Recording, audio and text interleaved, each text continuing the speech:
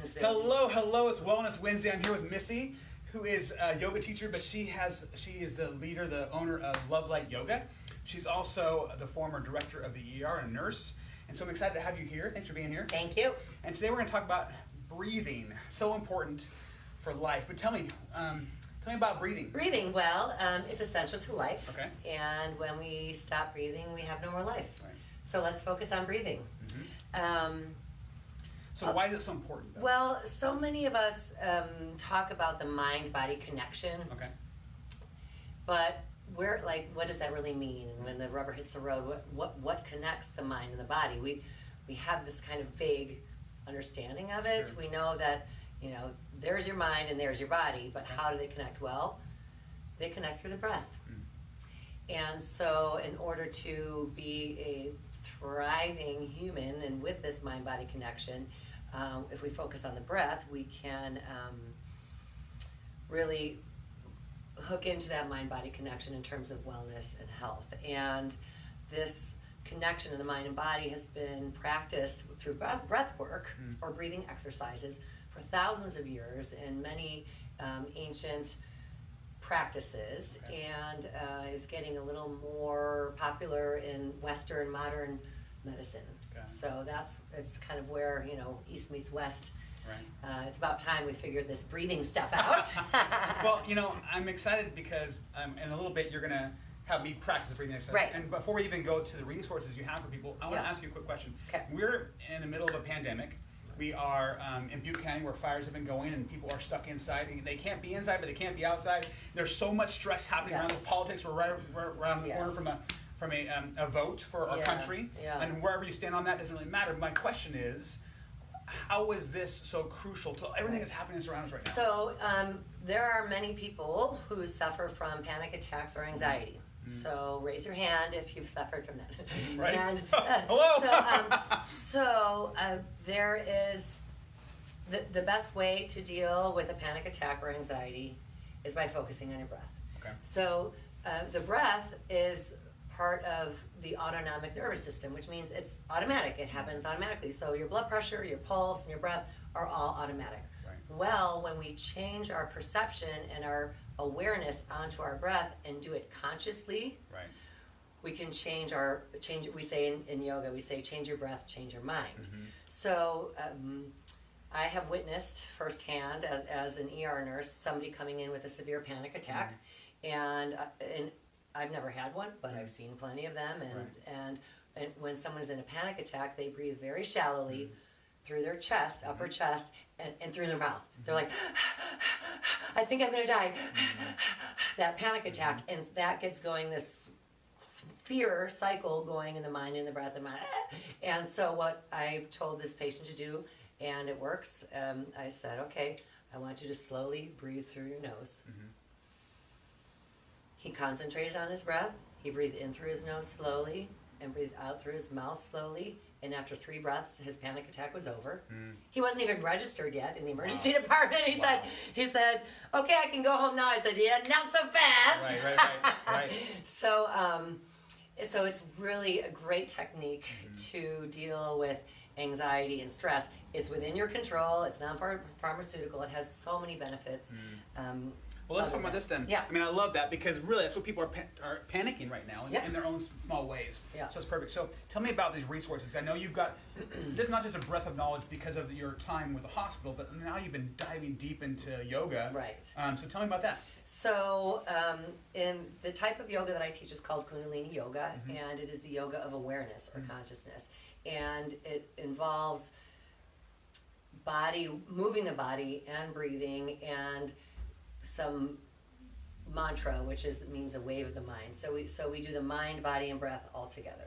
And a lot of American yoga is really just focused on the body, and they kind of don't have the meditation and the breathing part in there. Right. So if somebody wants to work on breath and they're interested in taking the yogic route, I recommend Kundalini Yoga.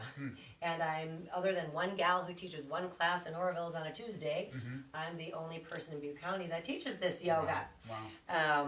And I have been practicing yoga for as long as I've been a nurse, so since early 1990s. Okay. And this this Kundalini Yoga that I started practicing about 5 years ago has changed my life. It's changed my mind. It's changed my breath.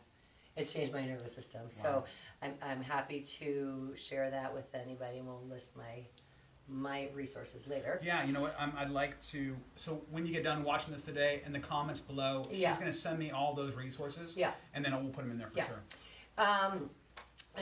So you can do yoga and work on breath work. Another thing that's getting very popular now is Wim Hof breathing. Wim, W-I-M, Hof, H-O-F. Wim Hof is this, he's the Iceman of Norway. And you can, if you go to, it's wimhofmethod.com, he does breathing exercises, and you can watch videos. You can, there's an app, and there are even live events. And what he does is he teaches people this breath work, and his students gain remarkable health and wellness from practicing this every day. Wow.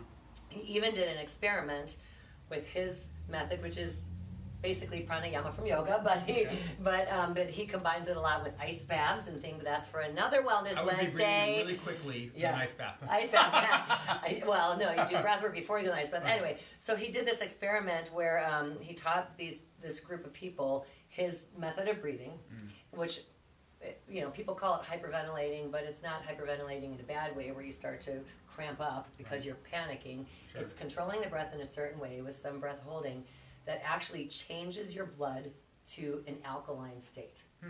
And cancer and bacteria can't grow and take your body over, nor can viruses when your blood is in an alkaline state. So he did these people, taught them this technique. They did it, and then they took their group and people who hadn't done it and literally injected E. coli into their blood, which is a toxin, which makes you very, very sick. And all the people who didn't do the breath work got very sick, and the people who did the breath work did not. Amazing. So that's another fun way to do is this Wim Hof breathing. And doctors and psychiatrists have been using breath work. I know that when we had our Feather River the mental health clinic, they did some biofeedback, and a lot of people have heard about biofeedback. I don't know how available it is, but I know that it's being conscious of your breath and your pulse and your blood pressure and things like that to bring down stress. So that's a kind of a psychiatric route is biofeedback. And then one of my favorite doctors on the planet Earth, his name is Andrew Weil, and he was one of my first, when I really first started studying health in conjunction with nursing, which is based in Western medicine, which is kind of a sickness model rather than health. So Andrew Weil in 1994 started a medical school in Arizona called the Center for Integrative Medicine. And so he's a Western doctor, MD. You know, if you have a trauma, if you have a heart attack, this is what we need. But he also pulled in Eastern. And so he has on his website, which is Dr. I have it written down here. drweil.com, D-R-D, we'll put it in there. Weil, W-E-I-L is his last name. Anyway, he has several different breathing techniques that he teaches his patients for anxiety. His most famous one is called 4-7-8, where you start by breathing out all the way, just to empty your lungs all the way, which is one thing that some people never do, especially when they're anxious. They do shallow breathing and they never fully expire. Right. So for 4-7-8, you breathe in slowly for the count of 4 through your nose, hold it, suspend the breath. We don't say hold because holding kind of implies this like tightening in your, suspend the breath for 7 seconds, and then slowly exhale for 8. And you do that 4 times, and boom, no anxiety. So it's interesting because I took a class with Missy quite a few months ago, and we had this practice. It was so similar, where you had us exhale over breath and hold our breath after exhale. And it's funny because in the moment, I almost got a little panicked because I thought, I need to breathe, but I could have taken a breath at any moment. That's right. But the neat thing is that it really makes you, like you said, aware of how much lung capacity you have, the mind, the body, everything. It all came together in that moment. I can breathe anytime I want. But I panicked for some reason. So it was interesting. So then you learn to relax into the fear, and all of a sudden, who's in control? You are. Rather than this panic breath that's in control of you, and it gets very scary. You're in control. So it's pretty cool. Very cool. The last resource that I'd like to share is a book that I just read. It's brand new. It's called Breath, The New Science of a Lost Art by James Nestor. And I listened to it on audiobook, and it was so fantastic. I told my husband, my mom, my sons, I'm like, you guys have to listen to this book. He starts out doing an experiment with himself, which for, I think it was, I don't remember now, between 11 and 30 days, where he and a partner blocked off their nose and only breathed through their mouth to show the deleterious effects of mouth breathing. What's deleterious mean? Okay. It means you have sleep apnea, your blood pressure goes up, your blood sugar goes up, and you get really, really, really sick from breathing through your mouth. Now, I know when I have a clogged up nose and you try to breathe at night when you sleep, it is the worst experience ever. Well, if you do that for a long time, you get really sick and depressed, and it's so bad for you. So anyway, that's just part of it. It was such a cool book. It was fascinating. And he's not a physician or a scientist, but he talked about all these different aspects of breath. And it was so cool. You got to read it. Okay. Maybe we do a book review, That would be awesome. I love that. Cool. Well, so, I mean, you've got a lot of resources you've given us, a lot of good things to think about, but can you, if you're following along with us right now, or if you're watching this in the replay, Missy's going to teach me how to do a breathing exercise. Yes. Please follow along. Do it with us. I'm going to learn something new today. We're going to do this this exercise called, it's not called anything fancy, it's called Spinal Flex. Spinal Flex. With suspended breath. Okay. And what this does is it expands lung capacity. Okay. So we need some people to testify for us. If you have sleep apnea, asthma, any breathing issues, COPD, do this 3 minutes a day. Just 3 minutes a day. If you can. If you can't even do it 3 minutes a day, start with one. Do it every day for 2 weeks. Okay. And call me. Okay. I'll put my phone number in there. This is really important. This expands your lung capacity, and also all this breath work stimulates the vagus nerve and strengthens the vagus nerve. So what's the vagus nerve? Well, we talk about our nervous system. And so if the breath if we can control the breath, we're affecting our nervous system. The vagus nerve, we have cranial nerves that come out of our cranium. We have the ocular nerve and the olfactory nerve and the tongue nerve and all these fancy ones. The vagus nerve is the longest cranial nerve. It goes all throughout your body, around your heart, around your lungs, around your spleen, your stomach, your intestines, everything. It has been shown to be associated, if they do vagal nerve stimulation, it can affect depression. It can affect sleep apnea. It is this vagus nerve thing, and I learned about it a little bit in how long was I a nurse? 30 years. I'm learning about it more because of breath work type stuff, and people are really exploring it. So breath work builds this nervous system up and also leads to happiness and health. I love that. We're going to do that. So I'm going to tell you what to do in the exercise. Okay. All right. If you're following along, do the same thing. Follow along. Yeah. Okay, ready? Okay. Sit up straight. So if you're sitting on a chair, you sit up straight with your spine straight. Your chin is tucked back a little bit so that the back of your neck is straight. The shoulders are relaxed. The chest is uplifted, but you're not arching your back. And if you're sitting on a chair, both feet are flat on the floor. If you're sitting on the floor, sit high enough on a bolster or a pillow or something so that you can sit up straight. Because if you're like this, then that's not a straight spine. Good. Okay. So sit up straight. Close your eyes, and gently focus your gaze a little bit upward in between your eyebrows.